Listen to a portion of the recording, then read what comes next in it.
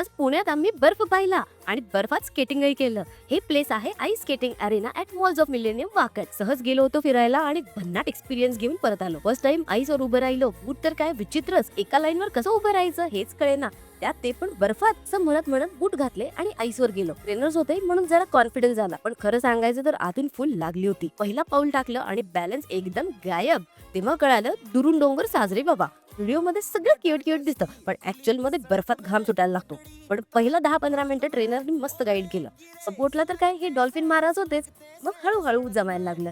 सुरुवातीला पडायला अपवर्ड वाटत होतं, पण नंतर सारखं पडून पडून सवय झाली आणि मग हसूच यायला लागलं. एकदम लहान मुलांसारखं फील यायला लागलं. 15-20 मिनिट नंतर कंट्रोल पण यायला लागला.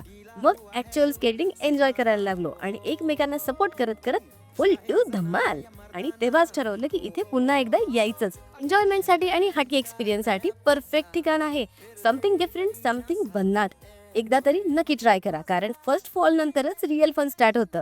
असेच भन्नाट आणि हटके एक्सपिरियन्स बघायचे असतील तर आताच फॉलो करा मुसाफिर कपल.